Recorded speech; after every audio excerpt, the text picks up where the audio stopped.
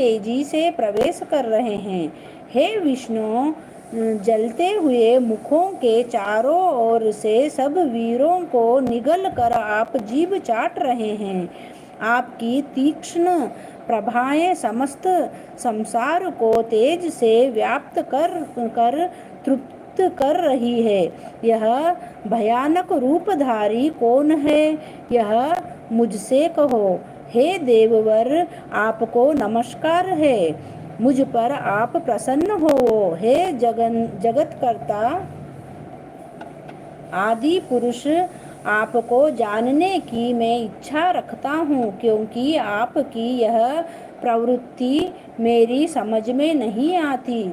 श्री भगवान बोले, संसार का नाश करने वाला मैं उग्रकाल हूँ। समस्त जनों का संहार करने के लिए आया हूँ। तुम्हारे युद्ध न करने पर भी ये वीर जीवित न रह सकेंगे। अतएव तुम उठो, शत्रुओं का संहार कर यश को लेकर इस समृद्धिशाली राज्य का भोग करो। हे सव्यसाचिन, उनको मैंने पहले ही मार रखा है। तुम केवल निमित्त हो जाओ। मेरे मारे हुए द्रोण, भीष्म, जयद्रथ, कर्ण और अन्य योद्धाओं को मारो, घबराओ मत, युद्ध करो। तुम संग्राम में शत्रुओं को जीतोगे।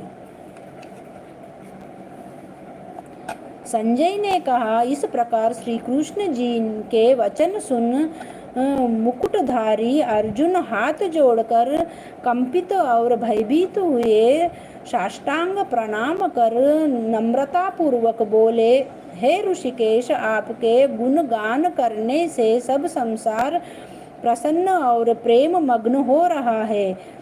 राक्षस डर कर दिशाओं की ओर भागते हैं और सिद्ध पुरुष आपको नमस्कार करते हैं। सो ठीक है। हे महात्मन, हे अनंत, हे देवाधिदेव, हे जगन्निवास, आप ब्रह्मा से भी श्रेष्ठ हो। आपको देवता क्यों न नमस्कार करें? व्यक्ति भी आप हो और अव्यक्त भी आप हो तथा इन दोनों से परे अक्षर भी आप हो। हे अनंत रूप, आप आदिदेव हो, विश्व के परम आधार हो, ज्ञाता और ज्ञेय हो। श्रेष्ठ स्थान आप हो, विश्व का विस्तार करने वाले आप हो। आप वायु, यम, अग्नि, वरुण, चंद्र, ब्रह्म और ब्रह्मा जी के भी पिता हो।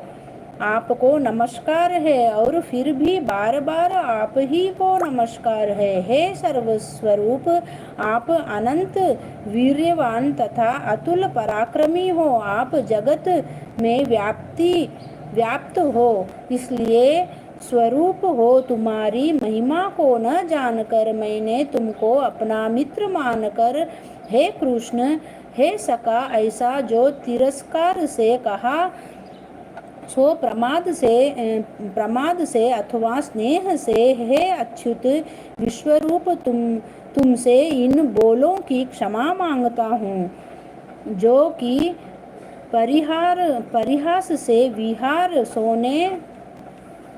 सोने बैठने और भोजन के समय अकेले अथवा मित्रों के मध्य में तुम्हारा अपमान किया है। तुम इस स्थावर जंगम रूप लोक के पिता, पूज्य और महान गुरु हो। त्रिलोकी में भी तुम्हारे समान कोई नहीं है। तुम्हारे अधिक अतुल प्रभाव कहाँ से होगा? इसलिए हे ईश, तुमको सिर झुकाकर प्रणाम करके यही प्रार्थना करता हूँ कि मुझ पर कृपा करो। हे देव, जैसे पिता पुत्र के, मित्र मित्र के और प्रिया के अपराधों को क्षमा करता है, जैसे ही तुम मेरे अपराध को क्षमा करो।